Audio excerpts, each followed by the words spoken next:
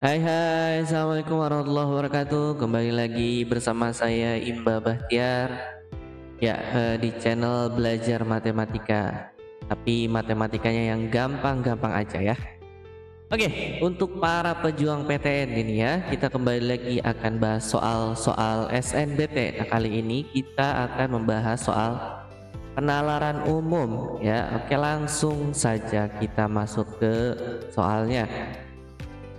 Oke, ini nomor satu. Tidak ada limbah industri yang tidak memiliki dampak buruk terhadap lingkungan atau kesehatan. Pasalnya, limbah industri ini dapat bersifat korosif, mudah terbakar, beracun, atau radioaktif. Jika limbah-limbah ini tidak dibuang dengan benar, dapat membahayakan manusia dan lingkungan sekitarnya. Berdasarkan informasi di atas, jika limbah industri tidak membahayakan manusia dan lingkungan, simpulan yang benar adalah, nah ini masalah simpulan ya. Berarti kita akan masuk ke silogisme yang kayak begitu ya, modus ponen, modus tolen gitu ya. Oke. Nah, untuk kali ini kita akan masuk ke bahasan tentang modus tollens ya. Modus tollens itu rumusannya seperti ini teman-teman. Jika ada premis pertama itu pernyataannya atau kalimatnya jika P maka Q. Lalu premis kedua bilang bukan Q gitu ya. Maka kesimpulannya adalah bukan P gitu ya. Oke, kita analisis ya di soal ini siapa P siapa Q. Oke. Nah, pertama teman-teman harus bisa istilahnya mengambil kesimpulan dulu ya dari kalimat yang banyak ini. Sebetulnya kalimat utamanya yang mana gitu ya, yang akan kita jadikan premis 1 dan premis 2-nya gitu ya. Oke, kita cek di sini ya.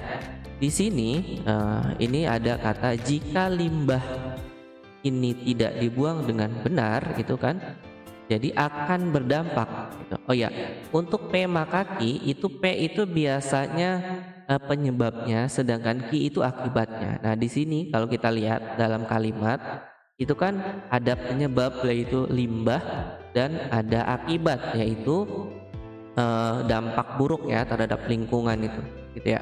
Ya, kurang lebih seperti itu. Nah, ini sebagai P-nya ya.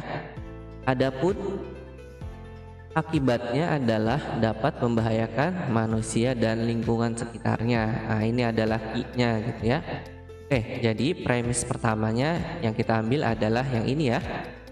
Jika limbah tidak dibuang dengan benar, maka akan membahayakan manusia dan lingkungan. Itu premis pertamanya. Premis keduanya ada di soalnya. Premis keduanya adalah jika limbah industri tidak membahayakan manusia dan lingkungan. Ya, kan Q-nya itu adalah membahayakan manusia dan lingkungan, sedangkan di sini tidak membahayakan. Berarti ini negasinya atau bukan Q gitu ya. Oke, ini premis keduanya. Maka kesimpulannya adalah berdasarkan rumusan modus tollens, kesimpulannya negasi P. Nah, P-nya itu apa? P-nya itu kan limbah tidak dibuang dengan benar. Maka negasinya adalah berarti limbah dibuang dengan benar. Maka untuk soal ini jawabannya adalah yang B ya. Oke, soal berikutnya ini soal nomor 2 ya. Di sini teksnya hampir sama ya. Tidak ada limbah industri yang tidak memiliki dampak buruk terhadap lingkungan dan kesehatan. Pasalnya, limbah industri dapat bersifat korosif, mudah terbakar, beracun, dan radioaktif. Beberapa limbah industri antara lain kantong plastik, sampah elektronik, sisa zat pewarna, dan asap pabrik. Jika limbah-limbah ini tidak dibuang dengan benar, dapat membahayakan manusia dan lingkungan sekitarnya. Nah, di sini pertanyaannya hampir sama dengan yang tadi ya. Berdasarkan teks di atas, simpulan yang paling benar. Bedanya adalah kalau yang soal sebelumnya, soal yang pertama kita lihat tadi, ini kan premisnya sudah diberikan ya di sini di soal premis keduanya gitu. Maka premis pertamanya kita harus menyesuaikan gitu ya dengan soalannya. Tapi kalau untuk soal ini dia secara keseluruhan kita harus menyimpulkan gitu ya dari kalimat yang ada atau teks yang diberikan ya. Oke, kita langsung aja analisis ya. Pertama, lagi-lagi bahwa kita harus bisa eh, mengambil apa istilahnya keputusan bahwa dari beberapa kalimat yang ada, kalimat utamanya tuh yang mana sih ya gitu yang akan kita analisis, atau intinya tuh yang mana lah gitu bahasanya ya. Oke, ini yang di blok ini berarti kita abaikan saja ya. Jadi kalimat utama yang kita ambil adalah yang pertama ini ya, dua kalimat pertama. Tidak ada limbah industri yang tidak memiliki dampak buruk terhadap lingkungan atau kesehatan. Pasalnya, limbah industri ini dapat bersifat korosif, mudah terbakar, beracun, dan radioaktif. Ya, jadi kalimat pertama itu akibat, sedangkan kalimat keduanya ini apa ya, penyebabnya gitu ya, penyebabnya. Sedangkan sisanya ini boleh jadi keterangannya lah gitu. Oke, kita mulai dari yang ini. Kan di sini memiliki dampak buruk terhadap lingkungan ya. Ini ada bersifat korosif dan di sini radioaktif gitu ya. Ini penyebabnya ini jelas ya. Oke, nah jadi kalau kita sederhanakan kalimatnya gitu ya. Jika bersifat korosif dan radioaktif maka memiliki dampak buruk. Maksudnya itu limbah ya, limbah yang dibuang itu jika bersifat korosif dan radioaktif maka memiliki dampak buruk ya. Oke, nah kesimpulannya sebetulnya ini ya, kalau kita ambil kesimpulannya. Nah tapi masalahnya di soal kan di jawaban itu, pilihan jawaban tidak ada yang sesuai gitu ya. Nah kalau kita balik, kita negasikan ya. Nah ini, jadi jika P maka Q itu akan ekuivalen atau akan setara ya, negasi Q maka negasi P gitu ya. Jadi kita negasikan aja ya. Maka tidak memiliki dampak buruk ya. Ini kan negasinya dari memiliki dampak buruk ya. Apabila tidak korosif ya. Kebalikan dari korosif dan kan di sini dan ya. Lawannya adalah atau radioaktif gitu ya. Nah itu. Jadi dan itu kalau negasinya itu atau, maka di sini jawaban yang paling pas itu yang D gitu. Jadi kebalikannya ya. Oke, berikutnya soal nomor 3. Di sini ada teks ya, panjang. Silakan teman-teman baca ya. Di pause dulu lalu baca gitu ya. Nah, kita langsung ke pertanyaannya aja. Kesimpulan yang benar berdasarkan informasi di atas adalah wah ini yang mana? Yang pertama nih kita cek. Limbah industri dapat mencemari tanah sehingga tanah akan bersifat karsinogenik dan mengakibatkan kanker. Di sini ada kata bersifat karsinogenik ya dan akibatnya kanker. Kita cek apakah sesuai? Ya ternyata ada ya di sini. Lihat. Limbah yang mencemari tanah umumnya bersifat karsinogenik yang berpotensi menyebabkan kanker. Jadi pernyataan A ini betul ya. Nah, kita simpan dulu ya. Kita cek apakah yang lainnya salah atau ada yang betul juga ya. Kita cek. Yang B. Tanah yang tercemar oleh limbah secara tidak langsung, ya ini secara tidak langsung ya, berpotensi dapat menyebabkan kanker pada manusia. Oke. Kalau yang langsung itu betul ya, menyebabkan kanker. Apakah yang tidak langsung betul? Ternyata untuk yang tidak langsung ini bahasanya hanya membahayakan manusia, bukan menyebabkan kanker pada manusia gitu ya. Jadi ini secara umum. Jadi pernyataan yang B salah. Oke, pernyataan yang C, limbah industri yang mencemari tanah pasti bersifat karsinogenik gitu ya. Nah, di sini kata pasti ini, sedangkan di kalimat atau di teks itu umumnya gitu ya. Jadi ini salah ya. Kanker merupakan penyakit kronis yang diakibatkan dari limbah industri. Ini jelas salah ya, tidak sesuai konteks.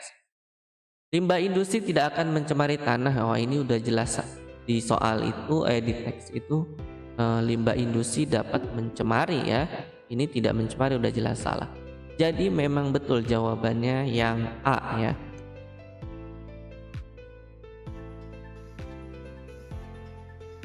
Oke, berikutnya soal nomor 4. Di sini ada teks ya, lagi-lagi silakan ya teman-teman baca dulu. Nah, kita langsung saja simpulan yang benar berdasarkan informasi di atas. Oke, kita pilih dulu ya kalimat utamanya yang akan kita analisis itu yang mana gitu ya.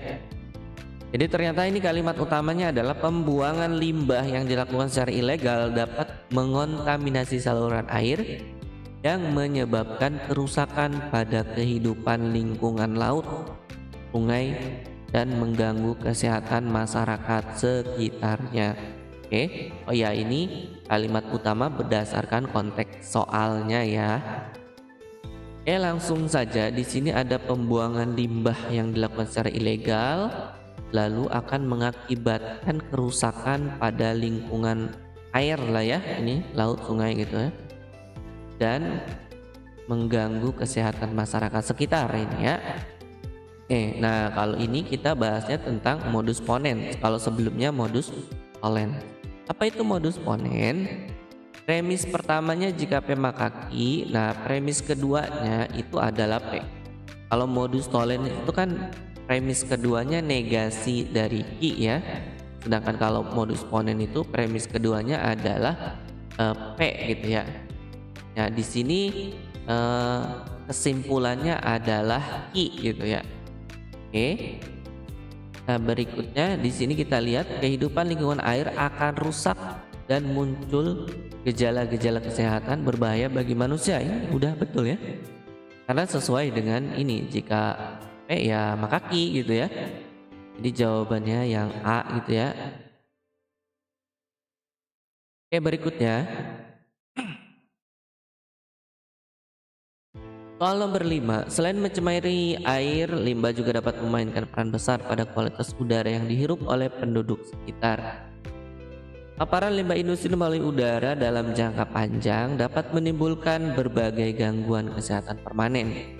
Misalnya kehilangan kapasitas paru-paru, asma, emfisema, bronkitis, dan bahkan kanker. Bahkan pada beberapa kondisi, limbah yang mencemari udara ini juga dapat menambah stres pada paru-paru dan jantung, yang berperan penting dalam memberikan oksigen ke seluruh tubuh. Berdasarkan di atas, simpulan yang paling benar adalah yang A. Kita cek. Udara yang tercemar limbah tidak dapat dihirup karena berpengaruh pada kesehatan manusia. Nah, berdasarkan teks ini kan udara yang dihirup, jadi memang masih bisa dihirup ya, tapi memang berbahaya gitu ya. Jadi bukan tidak dapat dihirup ya. Jadi ini kurang pas ya, salah ya.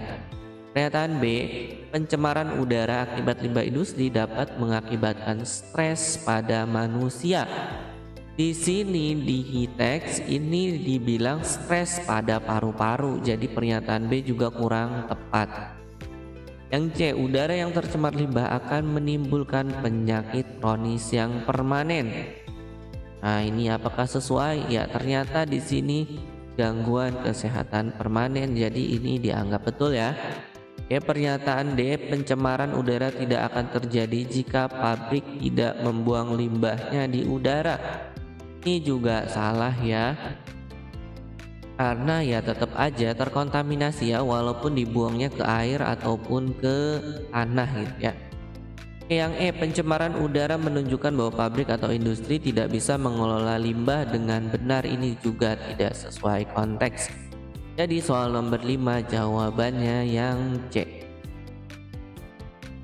Kita lanjut soal berikutnya, soal nomor 6.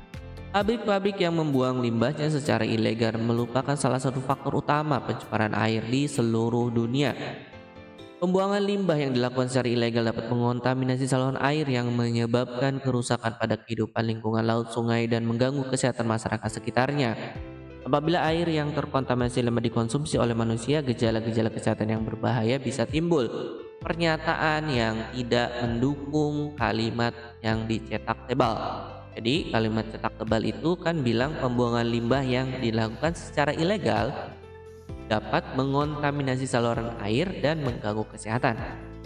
Kita cek pernyataan yang A. Banyak ikan ditemukan mati terapung di laut dan disinyalir karena pengaruh tumpahan limbah minyak. Ya, ini sesuai ya. Pembuangan limbah kan sesuai ya.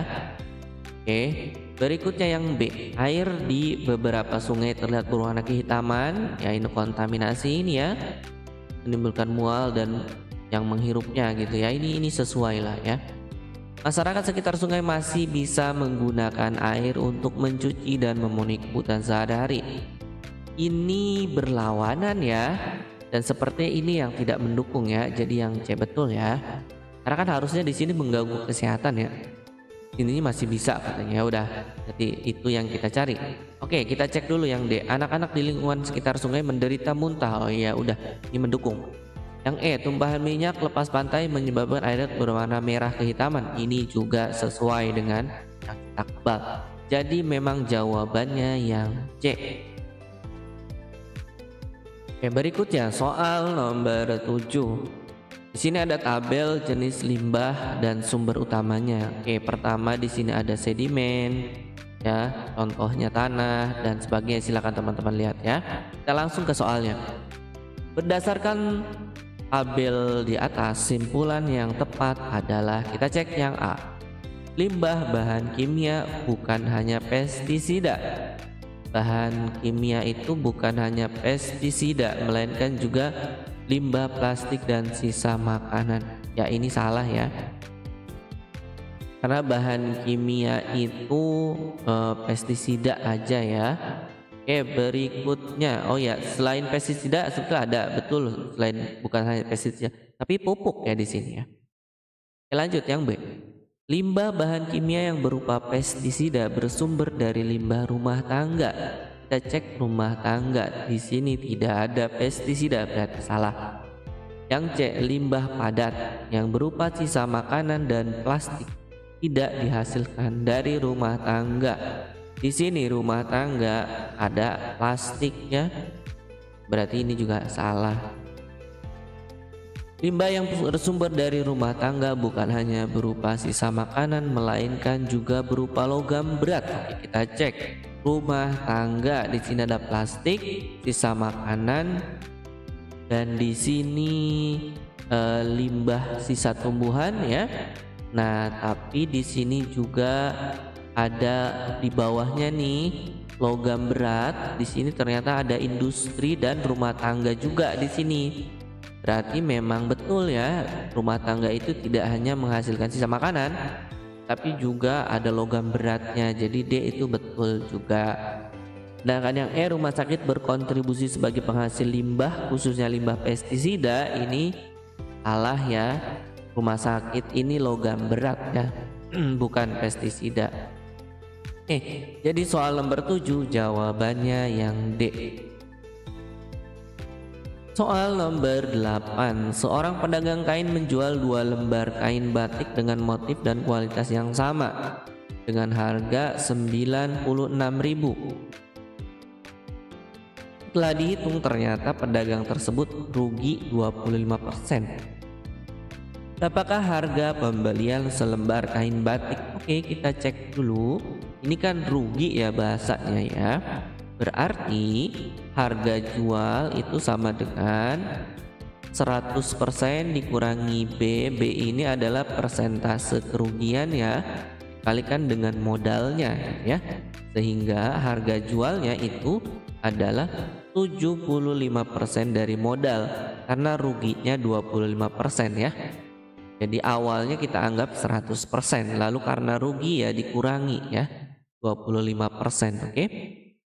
Jadi untuk mencari modal kita tinggal pindahkan saja ya, ini 75%. Makanya kita bandingkan deh, 100% kita banding dengan 75% dari harga jualnya gitu ya, sehingga kita dapat modalnya ya. Ini coret aja dulu, sederhanakan ya, bagi 25, 4/3.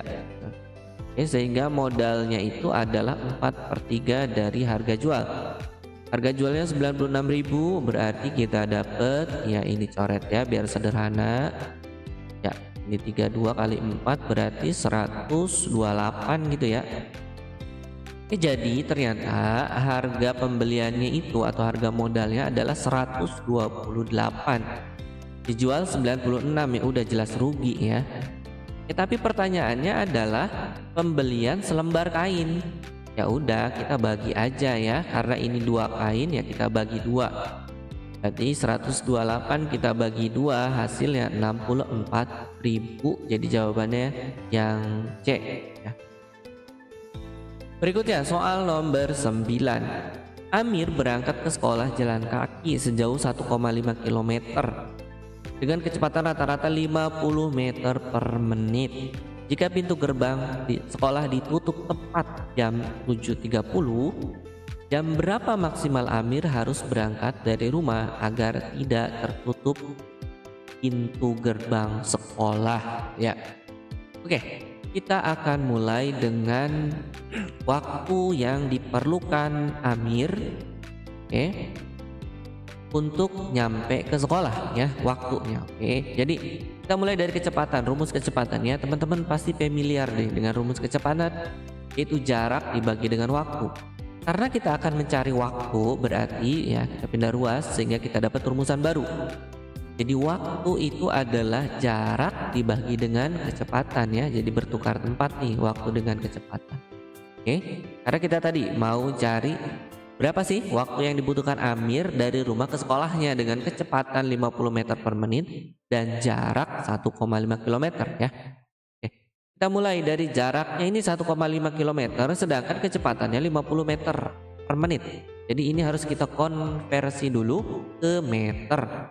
1,5 km itu adalah 1.500 meter ya. Baru masukkan ke rumusannya. Jadi jaraknya 1.500 dibagi 50 dapatnya 30 menit. Jadi perjalanan atau waktu yang diperlukan oleh Amir nyampe ke sekolah itu adalah 30 menit. Nah, di sini berapa ia harus berangkat maksimal? Ya tinggal kurangin aja 30 menit ya dari jam 7.30 gitu. Berarti kita dapat jam 7.00. Nah, ini ada pertanyaan kemarin ya, sempat ini ada pertanyaan, Kak, kan itu jam 7 udah ditutup gitu kan? Berarti harus datangnya harus sebelumnya dong. Maka jawabannya yang D, 6.59. Ya, kita bahas ya di sini kata ditutup tepat jam 7.30. Jadi saat ditutup itu pintu gerbang belum tertutup gitu ya teman-teman ya. Jadi 7.30 itu gerbangnya baru mau ditutup ya. Jadi ketika si Amir nyampe jam 7 di sekolah, 7.30 di sekolah itu masih bisa masuk karena gerbangnya baru mau ditutup gitu ya. Nah, kata tepat ini ditutup, ini tepat 7.30 itu baru akan ditutup gitu ya. Jadi lalu di sini pertanyaannya kan maksimal gitu ya. Jadi paling ujung banget itu, maksimal banget gitu ya. Ya jam 7 gitu ya. Jadi itu kemarin sempat ada perdebatan ya. Ya itu penjelasannya ya teman-teman ya. Jadi di sini tepat itu baru mau ditutup, belum ketutup gitu ya. Mudah-mudahan menjelaskan ya. Lanjut ya ini jawabannya yang E berarti ya. Nomor 10. Seorang tukang bangunan akan membuat dinding menggunakan 600 batu bata yang berukuran panjang 2 dm, lebar 6 cm dan tebalnya 5 cm dengan upah 5.000 per meter persegi. Berapa upah yang diterima oleh tukang bangunan tersebut? Kita cek dulu nih ya buat teman-teman yang lupa dengan bentuk bata. Ini saya hadirkan gambarnya ya, bata nih contoh seperti ini ya. Nah, kalau bata ini pasang jadi tembok gitu ya. Nah, masangnya seperti inilah kurang lebih. Silahkan dilihat ya. Jadi masang bata itu tidur begini ya, nggak miring gitu ya. Sehingga ketika menghitung luas temboknya yang kita gunakan itu adalah panjang dan tebalnya, bukan panjang dan lebarnya. Kalau kita ngitung panjang dan lebar berarti masang batanya miring gitu ya. Ini panjang dan tebal ya. Jadi yang kita gunakan itu panjang dan tebal ya, ingat ya. Jadi bukan panjang dan lebar. Berikutnya adalah ini kan 2 dm ini 5 cm ya. Kita samain dulu deh. Ya 2 dm nya jadi cm dulu deh. Nah, desimeter ke sentimeter itu dikali 10 kan ya. Berarti 2 desimeter itu adalah 20 cm. Baru kita cari luas temboknya ya, yang berhasil dibentuk oleh 600 bata. Oke, jadi 20 dikali 5 lalu dikalikan 600 sehingga kita dapat luas yang dihasilkan adalah 60.000 cm persegi. Oke, di sini masalahnya adalah upahnya itu dibayarnya per meter persegi. Maka ini harus diubah dulu jadi meter persegi, meter persegi ya, bukan meter aja. Jadi 60.000 cm persegi itu sama dengan 6 meter persegi. Kenapa? Ya, dari senti ke meter persegi itu dibagi 10.000 gitu ya. Kalau teman-teman masih ingat apa itu tangga gitu ya, kalau SD itu kita belajar gitu, turun tuh dikali gitu, naik tuh dibagi gitu ya. Kalau untuk senti ke meter itu dibagi, naiknya 2 berarti dibagi 100. Tapi kalau untuk sentimeter persegi, tiap satu tangganya itu dibaginya 100, jadinya 100 jadi 10.000 gitu ya. Oke, jadi maka upah yang didapat adalah 6 kali 5.000 yaitu 30.000. Jawabannya yang A. Kita lanjut nomor 11. Sapri berenang setiap 4 hari sekali, Bayu berenang setiap 6 hari sekali, dan Dito berenang 9 hari sekali. Apabila 10 Juli 2022 mereka berenang bersama, pada tanggal berapa mereka akan berenang bersama lagi? Ini soal tentang KPK, kelipatan faktor terkecil gitu ya.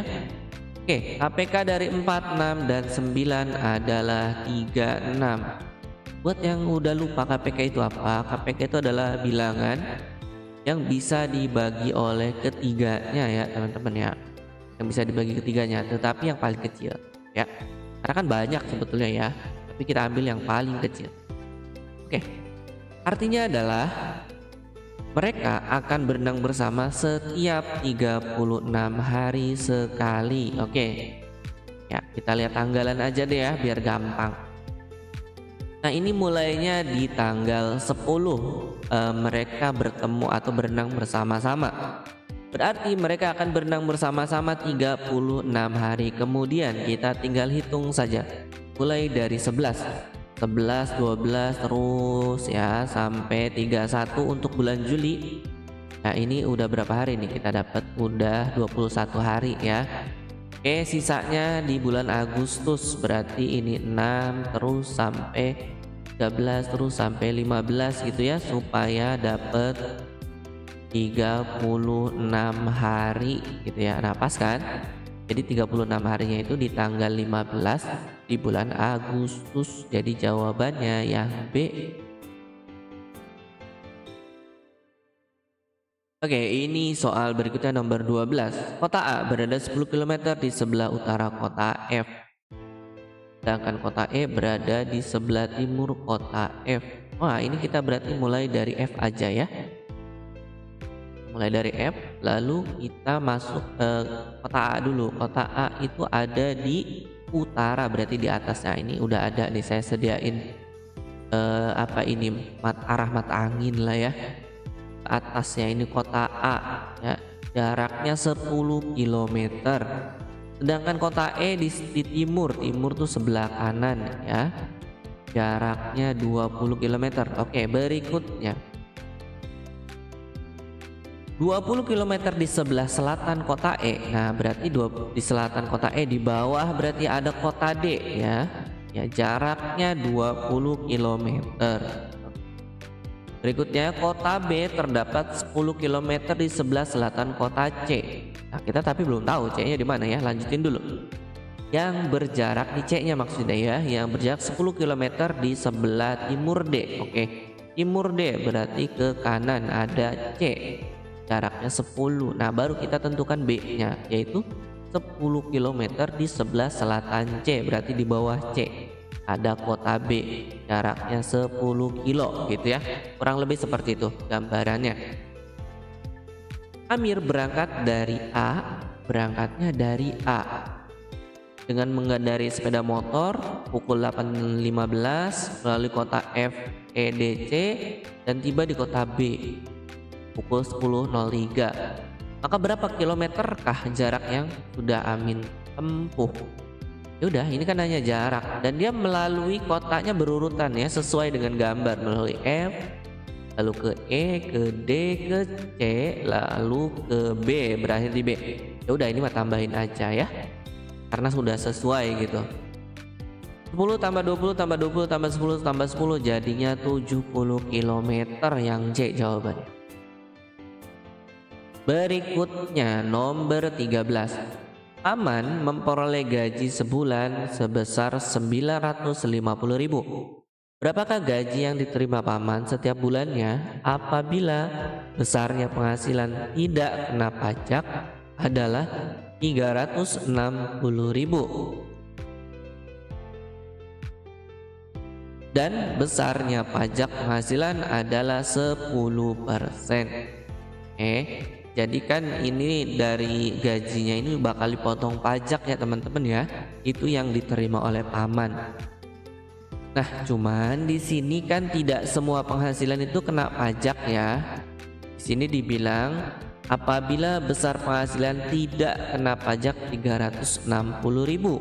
Jadi 10% ini hanya pada yang kena pajak aja ya. Jadi kita cari dulu nih dari penghasilan Paman 950.000 itu berapa sih yang kena pajak ya?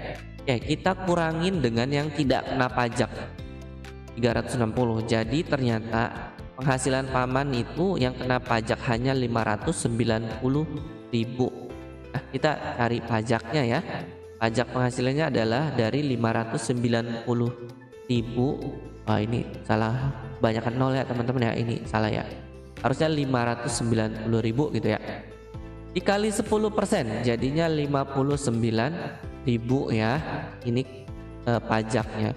Jadi penghasilan Paman atau gaji Paman yang diterima adalah dari 950.000 dikurangi pajaknya 59.000. Jadi dapatnya 891.000. Jawabannya yang B. Berikutnya, jika N sama dengan 4 pangkat 2000 dikali 5 pangkat 4003, maka banyak digit dari bilangan N adalah, wah ini nanya digitnya ya. Kita mulai dari perhitungan ini ya. Nah teman-teman harus dapat ini tuh dari mana ya? Oh ya, 4 itu kan 2 pangkat 2 ya. Nah sedangkan 4003 ini kan bisa aja kita tulis 4000 tambah 3 gitu ya. Kenapa sih mesti dibeginiin? Nah kita ingat lagi sifat bilangan berpangkat ini teman-teman ya. Ini teman-teman pelajari di SMP ya. Ada banyak sebetulnya sifat-sifatnya ya. Saya hadirkan yang mungkin bisa digunakan aja. Nah ini ada A pangkat M dikali dengan A pangkat N itu sama dengan A pangkat M plus N gitu ya. Dan seterusnya, silahkan teman-teman lihat ya. Oke, kita akan gunakan ke soal. Di sini lihat 2 pangkat 2 dipangkatin 2000. Ini hasilnya akan jadi seperti ini. Loh, kok jadi seperti ini? 2 pangkat 4000 dari mana? Nah 2 pangkat 2 dipangkatin 2000 ini kita gunakan sifat yang di nomor 3 nih. Silakan teman-teman cek. Jadi kalau ada pangkat, bilangan pangkat dipangkatin lagi, itu pangkatnya dikaliin. Jadi 2-nya kita kalikan dengan 2000 pangkatnya ya. Makanya dapatnya 4000. Sedangkan yang ini, yang 5 pangkat 4000 plus 3, kita gunakan sifat yang pertama ya, tapi dibalik ya. Dari A pangkat M plus N ternyata bisa kita pecah menjadi A pangkat M dikali A pangkat N. Makanya ini jadi 5 pangkat 4000 dikali 5 pangkat 3 gitu ya. Oke, berikutnya kita dapat bentuk seperti ini. Dari mana ini? Ya, ini gunakan sifat yang keempat. Jadi Jika kita punya A pangkat M dikali B pangkat M, ini bisa kita gabung menjadi A kali B pangkat M. Jadi di sini 2-nya kita gabung dengan 5 ya, pangkatnya disatuin jadi 4000 seperti ini. Sedangkan 5 pangkat 3 kita hitung 125. Oke, kita hitung digitnya 125. Oh ya, ini sorry, ini kalikan dulu ya teman-teman, kalikan dulu. 2 kali 5 kan 10 gitu ya. Oke, kita hitung digitnya nih. 125 udah jelas ada 3 digit kan ya. Sedangkan 10 pangkat 4000 itu ada 4000 digit loh. Dari mana tuh taunya? Ya, kita buat ilustrasi dulu ya. Jadi gini teman-teman.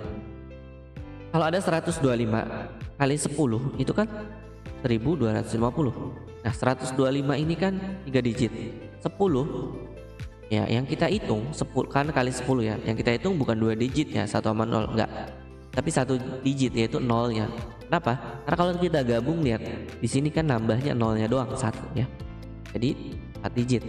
Kalau kita kalikan 100 berarti nambahnya 2 digit ya. Nolnya doang tuh nambahnya 2 digit. Jadinya 5 digit. Nah, ini ilustrasinya seperti ini. Lalu teman-teman bayangkan itu terjadi 4000 kali gitu ya nolnya tuh. Oh, panjang banget. Jadinya ya udah tambah aja kan, tinggal tambah aja 3 ditambah 4000 gitu ya. Makanya digitnya ada 4003 digit. Jadi jawabannya yang D.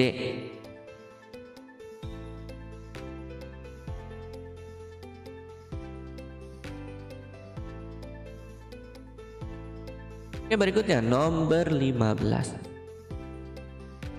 Di sini ada baris bilangan 86, 86, 43, XY, 4, 22, 19, 23.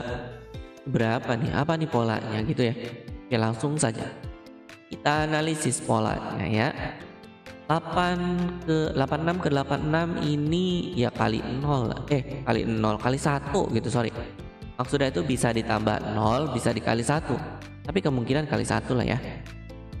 Dari 86 ke 43 ini dibagi 2. Oke, berikutnya dari 43 ke X kan kita nggak tahu. Ya udah, yang ketahui aja dari 44 ke 22. Ini juga dibagi 2. Dari 22 ke 19 ini dikurang 3. Sedangkan dari 19 ke 23 ini ditambah 4. Polanya kalau kita perhatikan ini kali 1 bagi 2, tapi kan kita hilang di sini. Oh, muncul lagi bagi 2 di sini. Bagi 2 minus 3 tambah 4. Jadi polanya kalau kita gabung ini sepertinya seperti ini ya. Analisis awal kita yaitu kali 1 dibagi 2 dikurang 3 tambah 4. Oke, kita aplikasikan ya di soal. Apakah ini memenuhi atau tidak? Jadi setelah bagi 2 maka berikutnya harusnya dikurang 3 gitu kan. Kalau 43 dikurang 3 maka dapatnya 40. Oke, kita lanjut dulu. Setelah dikurang 3 maka berdasarkan polanya ini harusnya ditambah 4. Maka hasilnya adalah 44. Kita cek. Berikutnya kan dikali 1 lagi gitu ya. Betul tidak 44? Ternyata betul. Ya kan? 44 kali 1 ya 44. Jadi ini memenuhi ya, hipotesis kita benar. Jawabannya yang yang mana ini? Sorry ya, yang harusnya ya 40 dan 44 harusnya ya. Yang ya teman-teman ya. Lanjut. Soal berikutnya. Ini ada gambar apa ini, lingkaran ya. Tapi ini kan bicaranya sama aja polanya ya. Kita analisis yang A dulu ya. Dari 1 ke 2 ke 4 gitu ya. Nah, polanya seperti ini teman-teman. Dari 1 ke 2 itu ya 1 tambah 1 sama dengan 2 kan. Sedangkan dari 2 ke 4 itu 2 tambah 2 sama dengan 4. Berikutnya 4 ke 7 itu 4 ditambah 3 sama dengan 7 dan seterusnya. Nah teman-teman perhatikan nih polanya adalah ini penjumlahannya itu berurut ya.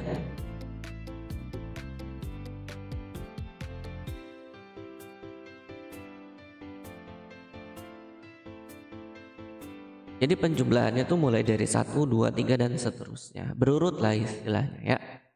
Nah, pola ini akan kita coba terapkan di gambar B. Gambar B mulai dari 3 ditambah 3 sama dengan 6 ya. Lalu 6 ke 10 itu kan ditambah 4. Berarti ini udah mulai terlihat ya. Sama nih polanya ya. Maka berikutnya harusnya ditambah 5 gitu ya. 10 ditambah 5, 15. Ternyata benar ya. Berarti ya udah, ini sesuai gitu ya. Maka berikutnya adalah 15 ditambah 6 ya 21. Kalau kita lanjut berarti 21 ditambah 7 28. Berikutnya 28 ditambah 8 36, dan terakhir 36 ditambah 9 yaitu 45.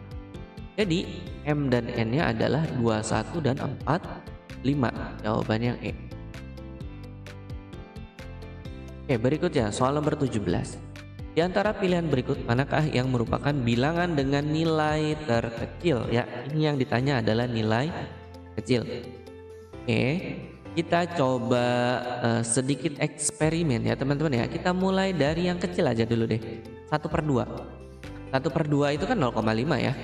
Lalu kita lanjutkan 1/2 berikutnya 2/3. Nah 2/3 itu ternyata 0,6666 gitu ya. Buletin aja deh 0,67. Nah berikutnya 3/4. 3/4 itu 0,75. Nah udahlah ya, 3 data aja dulu. Kalau kita lihat nih, semakin besar ini ya pecahannya, ini semakin besar, ini semakin besar pula nilainya. Kesimpulannya adalah ya semakin kecil berarti semakin kecil nilainya kan. Karena di sini yang diminta adalah nilai terkecil, ya udah kita cari aja perbandingan yang paling kecil gitu ya, nilai apa angkanya. 87, 88 kan paling gede ya. Maka ini otomatis jawabannya yang E, ya, yang paling kecil ya. Ini kesimpulannya tadi ya. Nah, jadi jawaban yang E. Berikutnya nomor 18 ya. Ini ada minus 2019 pangkat 2020. Sedangkan Y-nya adalah minus 2020 pangkat 19. Ini mana nih yang lebih gede, mana yang lebih kecil lah gitulah pokoknya. Mau bandingin.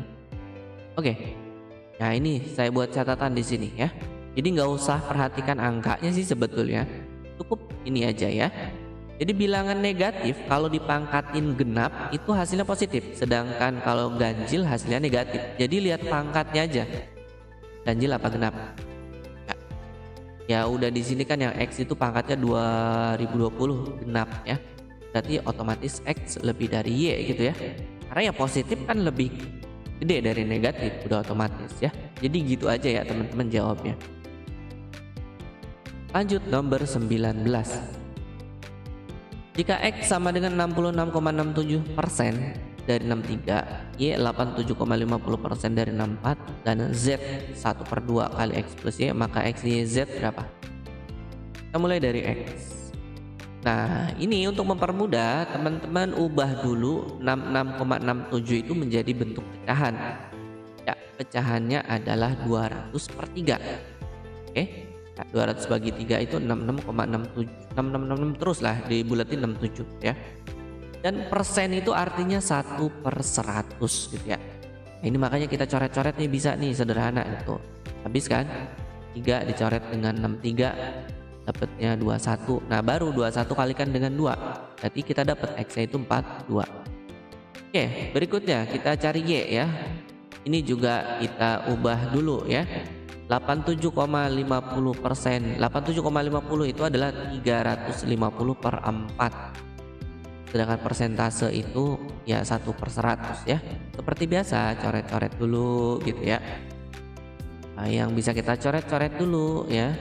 Kenapa? Karena dalam ujian itu atau UTBK atau apapun itu teman-teman nggak bisa pakai kalkulator. Makanya kita harus ya ngitungnya tuh sesimpel mungkin ya. Karena waktunya sangat cepat. Jadi kita tinggal kalikan 35 kali 16 ya, dibagi 10 dapatnya 35 kali 16 560 bagi 10 56. Jadi X sama Y-nya dapat, kita cari Z-nya. Z-nya adalah setengah dari X tambah Y, berarti 42 tambah 56. Yaitu setengah dari 98. Oh, itu adalah 49. Jadi akar 49 itu 7. Jadi Z-nya 7. Maka X plus Y plus Z itu adalah 42 tambah 56 tambah 7. Jawabannya 105 yang D. Berikutnya nomor 20. Ani mempunyai saudara perempuan yang banyaknya 2 kali saudara laki-lakinya. Jika Ardi adalah saudara laki-lakinya dan ia mengatakan bahwa ia hanya memiliki 1 saudara laki-laki, maka keluarga Ani terdiri dari berapa bersaudara? Oke, totalnya itu kan Ani, terus ada saudara perempuan, ada saudara laki-laki gitu ya. Oke, kita cari dulu yang gampang. Ini saudara laki-laki, ini si Ardi. Kan saudara laki-lakinya nih si Ardi. Lalu si Ardi bilang dia punya 1 saudara laki-laki. Jadi saudara laki-laki si Ani itu ada 2 orang, yaitu si Ardi dan satunya lagi gitu kan. Oke. Nah, berikutnya saudara perempuan. Di sini dibilang saudara perempuannya 2 kali dari saudara laki-lakinya. Karena saudara laki-lakinya 2, maka saudara perempuannya 4 otomatis ya. Ya, kita hitung si Aninya juga dong ya, 1. Oke, jadi totalnya ada 7, maka jawabannya yang B.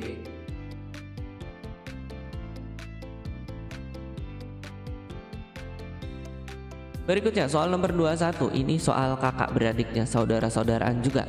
Susan adiknya Jim. Susan adiknya Jim. Ya otomatis Susan ya Jimnya lebih tua lah ya. Peter kakaknya Susan dan lebih muda dari Jim. Berarti paling tua Jim lah ya. Urutannya berarti Jim, Peter sama Susan. Pertanyaannya siapa paling muda? Ya Susan lah ya. Oke, sudah, lanjut saja nomor berikutnya.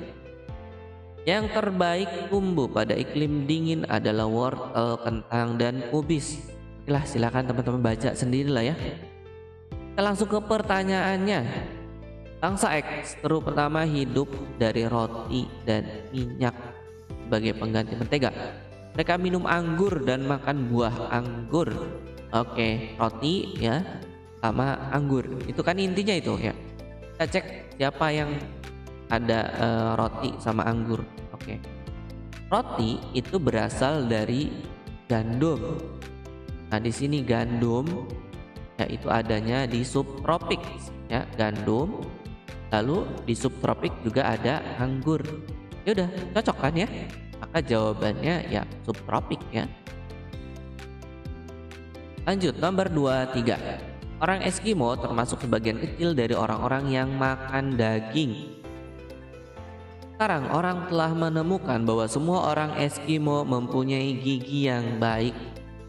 Sebetulnya ini antara makan daging dan gigi yang baik ya nggak pasti juga korelasinya ya. Oke, kita cek. Orang tidak makan daging giginya buruk, ya salah lah ya. Kan nggak pasti tadi ya. Orang yang giginya baik pasti hanya makan daging, ini juga salah ya. Orang hanya makan daging belum tentu giginya baik. Ya ini benar nih. Kan belum tentu ya, emang belum tentu kan, kita tadi di awal bilang begitu. Yang D, jawaban A, B, C ketiganya salah. Ya salah. Kalau bilang salah itu berarti jawaban yang pasti. Dia salah gitu ya. Ya, tapi kan ini nggak pasti ya di sini. Berarti salah. Benar juga ya salah, karena itu jawaban pasti ya. Di sini yang benar adalah jawaban yang nggak pasti. Nah, yang C doang yang nggak pasti kan. Orang hanya makan daging belum tentu kan, ya itu nggak pasti. Ya, jawabannya yang C. 24. Ayah Amir hendak pergi ke Solo menggunakan mobil, sedangkan Amir pakai motor. Jaraknya 120 km. Ayah berangkat jam 7 dengan kecepatan 60 km, sedangkan Amir kecepatannya 90 km per jam. agar Amir nyampenya tuh barengan dengan ayahnya. Ini pertanyaannya gitu ya, agar Amir tuh nyampenya barengan. Dia berangkatnya jam berapa? Kan logikanya begini ya. Si Amir kan lebih cepet ya, maka dia berangkatnya bisa lebih nyantai gitu ya. Kalau bapaknya berangkat jam 7, ya si Amir pasti harus lebih dari jam 7 berangkatnya supaya nyampenya pas gitu ya. Oke, perhitungannya kita cek berapa lama waktu yang diperlukan oleh ayah Amir untuk nyampe di Solo. Oke, waktu itu adalah, oh ya, ini jarak dibagi dengan kecepatannya. Di soal nomor berapa tadi kita udah bahas ya. Jaraknya 120, kecepatannya 60, maka waktunya adalah 2 jam. Oke. Jadi bapaknya itu nyampe di Solo itu jam 9 atau 2 jam lah ya, jam 9 ya. Karena berangkatnya jam 7. Nah, kita cek ke Amir. Amir itu butuh berapa lama sih buat nyampe ke Solo dari rumahnya gitu. Ya, waktu yang dibutuhkan oleh Amir itu 4/3 jam. 1 jam lebih lah ya, 1 jam berapa ya? 1 jam 20 menit ya. 4/3 itu kan 1/3 ya. Satunya 1 jam, 1/3 jam itu 20 menit ya. Oke. Jadi berangkatnya harus jam berapa nih si Amir? Kita kurangin aja dari jam 9. Kita kurangin dengan 1 jam 20 menit ya, dapatnya jam 7:40 menit gitu ya. Nah gitu. Jadi si Amir bisa berangkat jam 7:40 menit ya, agak nyantai lah. Jadi jawaban yang C. Lanjut nomor 25. Ida ke supermarket setiap 4 hari sekali, dia 5 hari sekali, Firza 8 hari sekali. Jika pada tanggal 1 Agustus 2022 mereka berangkat bersama-sama, ini soal tentang KPK ya. KPK 45 dan 8 adalah 40, artinya mereka bersama-sama pergi ke supermarket tiap 40 hari sekali. Kita mulai aja lihat tanggalan lah ya. Bulan Agustus, berikutnya bulan September. Mulainya dari tanggal 1 Agustus. Lalu kita hitung 40 harinya ya. Agustus ini ada berapa nih ngabisinnya? 30 hari ya. Karena perhitungannya dari tanggal 2 kan ya. Berikutnya dari September itu 10 hari. Pas kan? 40 hari itu pas ya. Berarti mereka akan bertemu lagi di tanggal 10 September 2022. Jadi jawabannya yang D.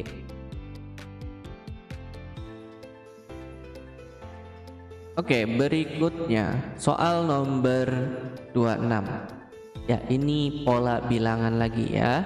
Di situ ada bilangan 10, 5, 4, 3 dan seterusnya. Kita langsung aja analisis ini ya. Polanya seperti apa? Pertama dari 10 ke 5, 4, 3, berikutnya ke 3, 1, 2, 5. Ini kalau langsung ini tidak terlihat ini ya. Apa ini polanya ya? Tapi kalau kita loncat dari 10 ke 20 lalu ke 30 kan ada tuh terlihat ya urutannya tuh 10, 20, 30 gitu ya.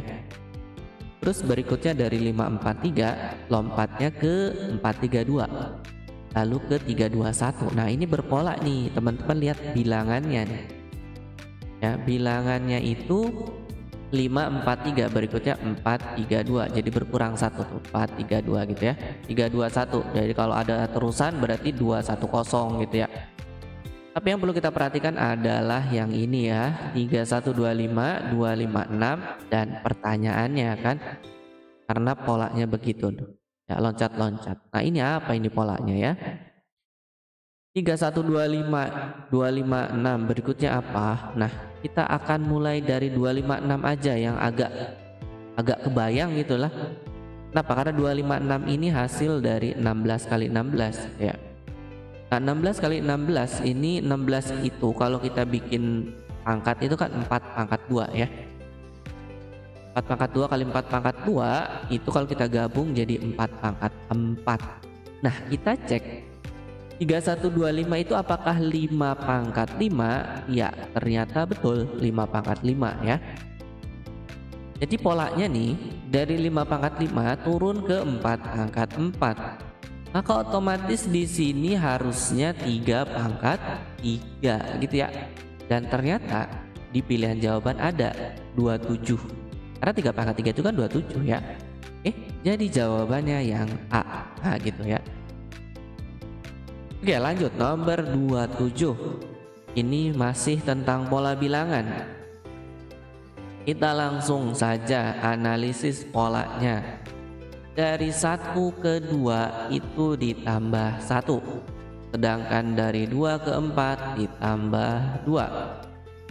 Dari 4 ke 5 itu ditambah 1. Dari 5 ke 25 itu ditambah 20. Dari 25 ke 26 itu ditambah 1. Sedangkan dari 26 ke X kita nggak tahu tambah berapa. Sedangkan dari X tambah Y kita sudah bisa menebak ini pasti ditambah 1 gitu ya. Oke, kenapa ini belum kita bisa tebak? Karena ini polanya dari tambah 2 jadi tambah 20. Tuh, jadi berapa ini kok berubah kan gitu perubahannya ya. Jadi kita harus analisis dulu. Ya, dari tambah 2 ke tambah 20 itu kan dikali 10. Oke, maka kita terapkan ke berikutnya. Berikutnya ini berarti harus dikali 10 lagi. Jadi supaya berpola. Jadi konsisten ya, kalau pola itu konsisten. Jadi walaupun penjumlahannya berubah, ini dari tambah 2 tambah 20, ini harus konsisten gitu loh perubahannya ya. Maka berarti berikutnya harus ditambah 200. Kayak gitu. Oke. Nah, kalau kita ikutin pola ini berarti 26 ditambah 200 itu 226. Berikutnya ditambah 1 227. Dan ternyata di pilihan ada yang E ya, 226 dan 227. Kalau misalkan ada pertanyaan, Kak, kenapa ditambah 2? Kenapa enggak dikali 2 gitu kan? 2 ke 4 itu kan 2 kali 2 bisa. Lalu 5 ke 25 itu kan 5 kali 5 bisa gitu ya. Oke, itu boleh aja teman-teman lakukan. Kita cek ya. Misalkan 2 kali 2 4, ini 5 kali 5 25. Berarti berikutnya harus 26 kali 26.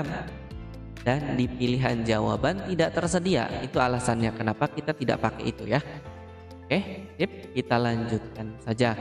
Nomor 28. Nah, ini masih pola-polaan aja ini ya. Kita cek yang pertama. Kita lihat bukan kolomnya tetapi barisnya.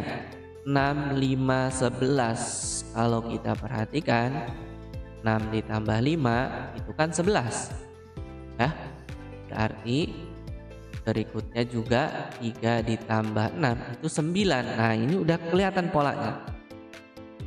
Berarti berikutnya harusnya ya ditambah juga dong. 2/3 ditambah 3/4. Ya, dapatnya 17/12 atau 1 5/12. Dan ternyata ada pilihannya yang C.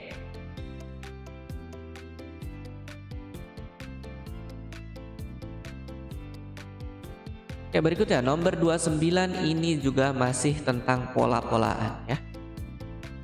Ini tapi apa ini ya? 37, 19, 32, 33 kok dapat 11 gitu ya.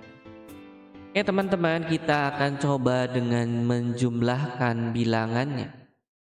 Ternyata ketika dijumlahkan hasilnya 121.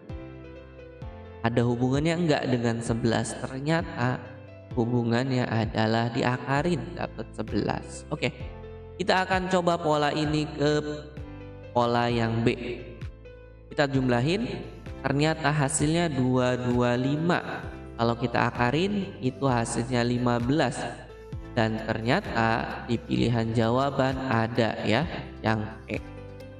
Seperti itu. Jadi jawabannya yang E. Kita lanjut soal berikutnya.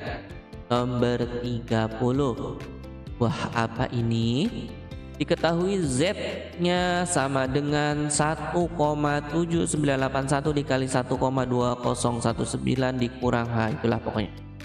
Nah, kalau ketemu soal seperti ini, teman-teman silakan analisis ada yang sama enggak ya, gitu ya.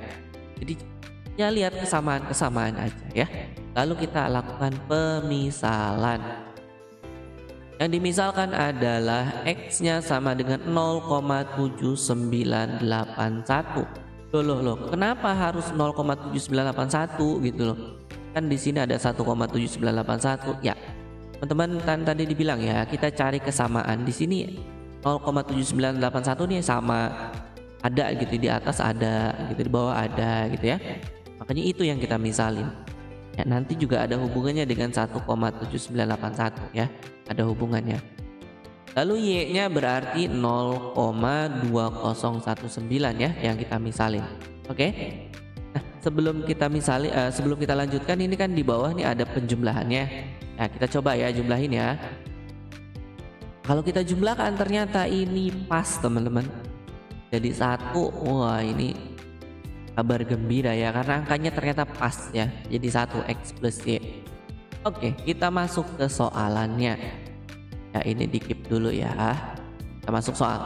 Nah, ini tadi 1,7981 itu kan sama aja dengan 1 ditambah gitu ya 0,7981, atau berdasarkan pemisalan itu adalah 1 ditambah X.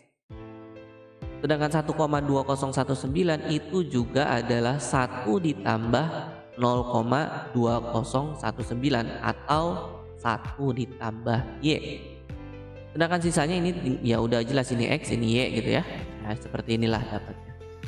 Oke, berikutnya kita kali-kalikan aja ya, kali pelangi teman-teman ya.